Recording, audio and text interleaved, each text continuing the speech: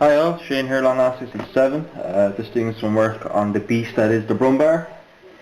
I'll just do a bit of a sit and chat and a build fit and see where we'll end up. So I'm working on 9 million wheels that go with this kit. Can't say it's the most enjoyable part of German armour is the the massive amount of wheels and the amount of assemblies that Dragon tend to put into their wheels. Just tend to make this a bit of a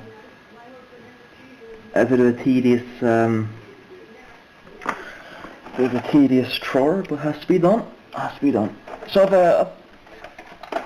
Mr. Cohen left me a comment in my review going, he wonders what diorama I have in mind, and I'm like, well, I cannot disappoint.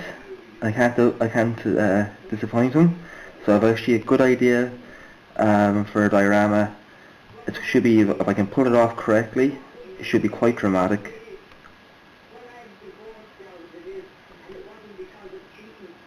So there will be a nice little scene. I'll cover that in later videos. I think just for now, I just want to concentrate just getting through all these bloody wheels. So, what is going on with me? Well, not all that much. Very quiet, very monogamous, same bullshit every day. Unfortunately, that's just life of living in a small town. Always searching for work and whatnot, and it's a humiliating process at best. You know what I mean? A lot of come back next time style responses, which can be a bit annoying to hear all the time. So what do we need to do next? Okay, so we'll start doing the idlers.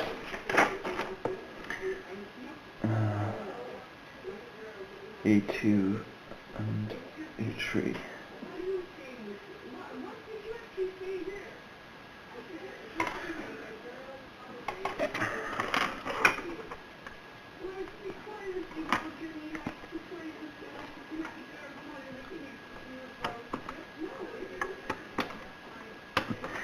So yeah, that's really it. It's kind of hanging in there.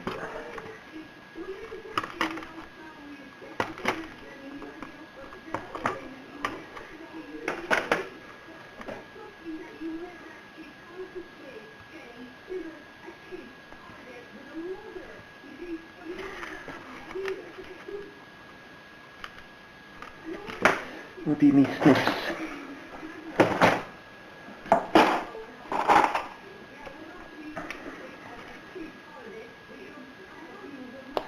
So yeah, like some cool stuff being built in the community right now. Really enjoying Mr. Cohen's tiger build. That's quite an interesting and very informative build. I always learned a lot from his vast knowledge of the tiger tank. So that's really going well, bud, and keep at it. I also just recently subscribed to Panzerjäger. So I'll do a quick shout out to Panzerjäger. He's doing some work in Panzermeister 36's For the Reich Grip build, which I must admit, he's doing a Panther and a 251 half track with infrared, with the Vampire knife fighting kit. Very cool. He's doing a great job too, buddy, so well done with that, and I'll put a link to his channel below. So if you haven't given him a sub, please do, because he's a great model maker, a nice guy. So also it was Carlos Mendez's birthday there earlier in the week, so happy birthday, buddy. Hope you had a good one as always, and just get little birthday things out of the way.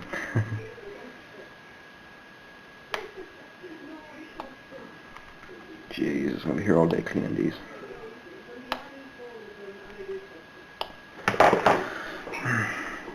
The trick is not to cut my fingers off here and I'll be doing alright. Do forgive me if I'm being a bit antisocial, but I haven't mastered the art of building and talking. But I'm getting better.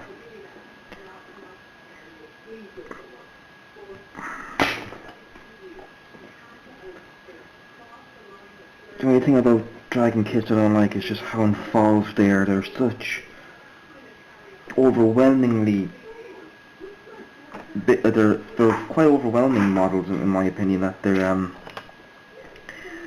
can kind of swallow you up a little bit for all the parts. Now this isn't the worst kit I've built part-wise. I think there's only about 690 parts, which is pretty average for a dragon kit. Don't get me wrong, everything is wonderfully detailed and there's lots and lots of options, and you can have everybody hatch under the sun open if you wish. Obviously you're going to have to think about having, if you want to open up all the engines and transmissions, obviously you're going to have to buy aftermarket transmissions and engines, but still they're nice additions, but they can be very involved builds and quite intensive, so you kind of want to be in a good frame of mind while building these, you know. I don't know how the likes of Haneker and Cone, all them, spit these out, like, so.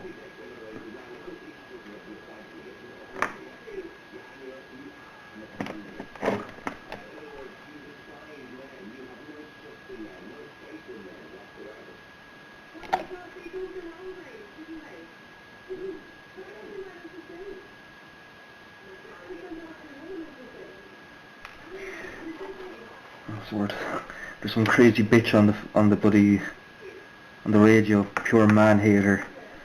God, these type of people, I have no time for them. They tear us all as animals because of the actions of one man who, what, didn't lay down and die when she asked him to. Feminism. Yeah, I don't have a particularly high opinion of feminism. I just believe it's sexism in reverse. You know what I mean? Equality and feminism are two very different things. I believe we don't need it. Like, you know, we're meant to be all equals, are we not? You know, I'm probably engaging in a very controversial topic there, so I'll probably just leave it at that.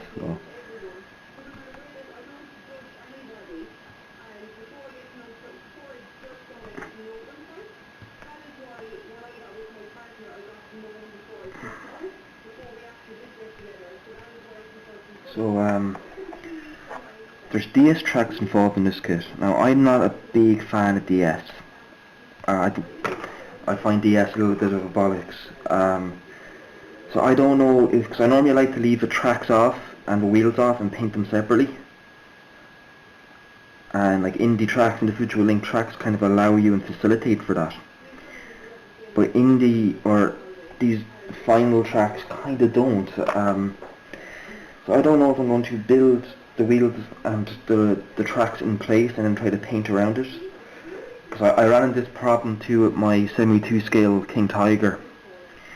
So I'm going to kind of think on that. I probably won't commit to anything yet. Any of you lads who built the bigger scale DS tracks, DS tracks, what do you do? Do you leave them in situ and paint around, or do you treat them if they're indie tracks and leave them off? Because they can be tricky enough to fit. You know, there is this like kind of elasticness to them that can kind of stretch them over the sprockets, but I don't want to damage them either. And trying to get realistic sag can be a bit difficult in them as well. But it's not the worst thing in the world, of course, but just something to I need to kind of think about.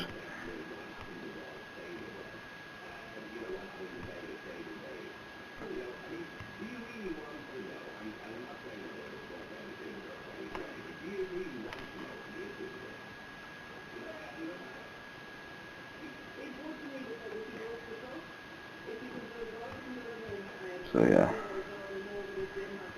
so I have an American set of troops that I'm going to use in this diorama. I already done a review on them, and I might pick up a German set of infantry to help tell the story. I may not, but I'm not going to go into too much detail on it yet. I need to kind of find the materials I need to make it. I haven't built a big scale diorama in a while, and this is going to be a true diorama. There's going to be a proper story in this. If any of you remember my Panzer I, that's not, I don't really count that as a diorama. That's more of a scenic base, because it's not really telling a story as such, you know. Whereas this will be telling a direct story. And I'll try to make a couple of tutorial videos. Like I love making dioramas. I don't make as many as I should, more so down to space and time, not even time constraints, but I just don't, a lot of time I just don't have the energy to build dioramas, you know. I just have great respect for model makers who can just make a diorama as per standard, you know, and it's a big commitment, you know. You need the space, you need the materials, you need a space to work the diorama in, because they do take up quite a bit of space on your workbench. They're also quite messy when it comes to doing the groundwork, but the end results are amazing.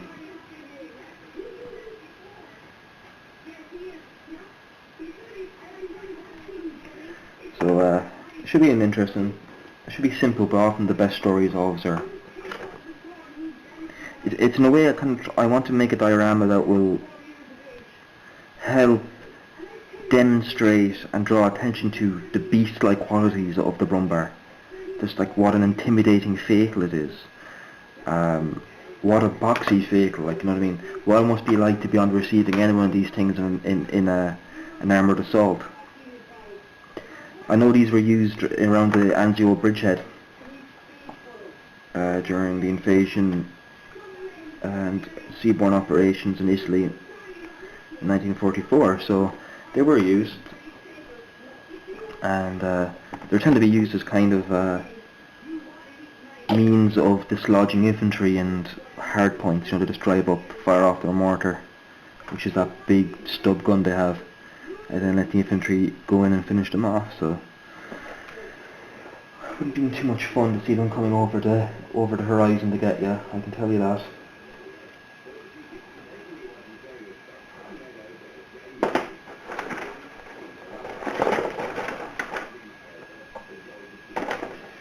Okay, and now on to the next part. More wheels, just in case we didn't have enough.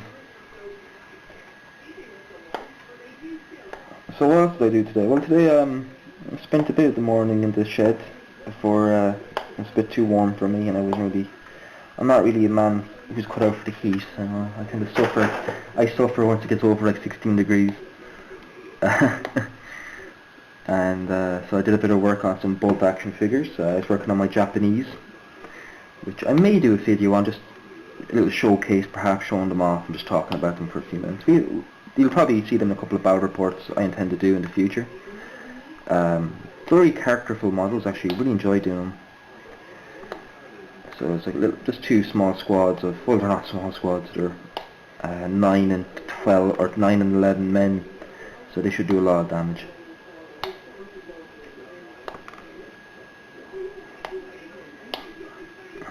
So yeah, so I did a bit of work on them. They're not the best models I've ever painted, as in the work I've ever done. They're to like a table stock standard. They're not to the best I can paint. I just wanted to get them done quick. But see, tabletop is a sign that looks good at 3 feet, which is how most you will see your wargaming figures, and for a lot of time your models as well, at 3 feet. So I didn't go crazy highlighting. It was just blocked in and a wash, and that was it, and maybe just a little bit of blood effects on their bayonets, because I have a lot of them modelled in the midst of a bonsai church, which is very kind of dramatic and kind of iconic posing for the Imperial Japanese Army, especially near the end of the war, when instead of using conventional means to overcome things, they just threw men at it, which was a lot of good soldiers got killed.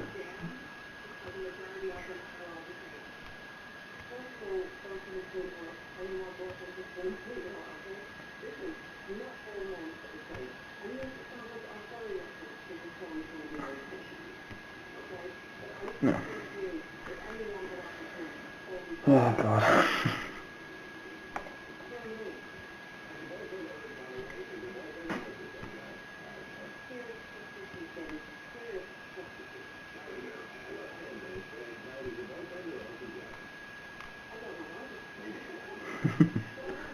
No, I tried to listen to them go on about the radio. Also, it's distrustful of their men. They almost keep tabs on them every time they go overseas. Jesus, they're that paranoid. I don't know. Everyone to each their own, I guess. Try not to take the finger off myself either. I'm trying not to try not to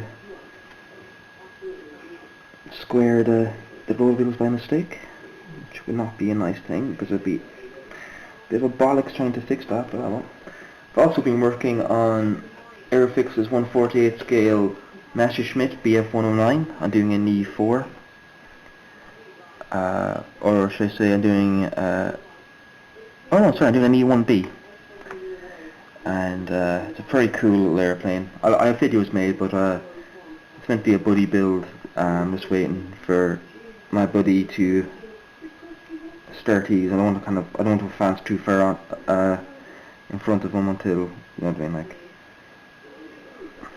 So I'm kind of working this on between, get this ready for painting.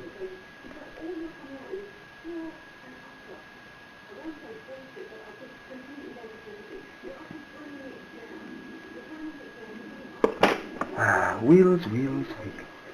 Don't mind indie tracks. I make indie tracks all day. I actually enjoy indie tracks. I'm weird like that. I find like individual tracks like therapeutic to work on. But wheels do my head, and that's when I work on something like a tiger or a panther. I just lose my mind completely. Having to paint them all, and then, oh god, it can be just so overwhelming.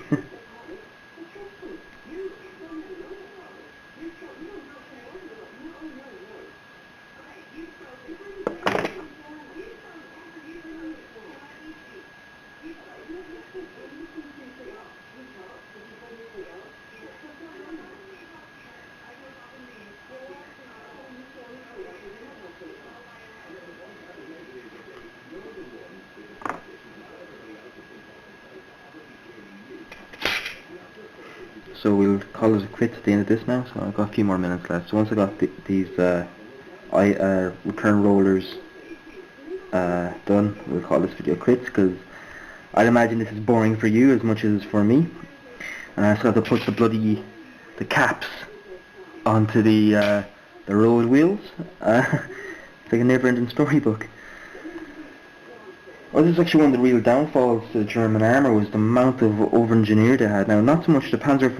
The Panzer IV was a very reliable vehicle. It was actually one of the best tanks probably the best tank the Germans had. It was very easy to maintain, very reliable. Could do alright against all but the heaviest of tanks. It would struggle against things like the IS-2s and ISUs, or whatever they called it, or the SU-100s and stuff like that, and the later M29s and stuff like the Persians. But against Shermans and T-34s was actually pretty alright. It could hold its own. So many kind of people debate maybe they should just flooded the fields of the eastern and western fronts just with Panzer IVs, and never bothered with the Panther and Tiger tanks, because Tiger tanks and Panthers were so. Even the later Panther, the Panther G is seen as one of the best tanks of the war, and I agree. But it's just that for a country that had issues with getting supplies, and raw materials were always a fleeting thing and in demand. Well, if I could build 2 Panzer IVs out of the materials it took to build one King Tiger, or especially a Jag Tiger, you know what I mean? But again, or maybe just quit production of everything and just focus on the Panther. It's one of these things a lot of people will debate and think about for many years yet to come. I don't think it ever would have made much of a difference, regardless what vehicle they focused on, just for the simple fact being it was just too little too late. You know what I mean? Even with the most reliable of vehicles, just couldn't keep up with the sheer amount of machines coming at them, you know. 54,000 Shermans and 85,000 T-34s, I believe, were like manufactured by the Eastern and Western Allies throughout the war. The Germans only manufactured about 10,000 tanks in the entire war. So yeah, they never could have really kept up with that type of supply. So we got our returns done. I've also done a lot of work on the sprockets, road wheels, and I have yet to do the drive sprocket. But other than that, that'll be that. I'm nearly there done, and you can kind of get a better. I don't know how well you can see that. There's actually swimmers on the lower hull, which is pretty well done. So we're getting there, slowly but surely. it's a busy build, so I'm going to call it quits to that. I'm going to keep working, and next time you see it, I hope to have the lower hull and running gear to a more further stage of completion, and I'll have more to show you. So thanks for watching the first part of this build. There'll be plenty more. This will be a bit of a long-term build. We'll also have like diorama making tutorials and shit like that inside it. So it will be very fun, a lot of crack as always, and I hope you come along for the journey. So thank you for watching. I hope I haven't bored you too much. Stay safe, happy modelling, and watch out for those buses. Bye bye.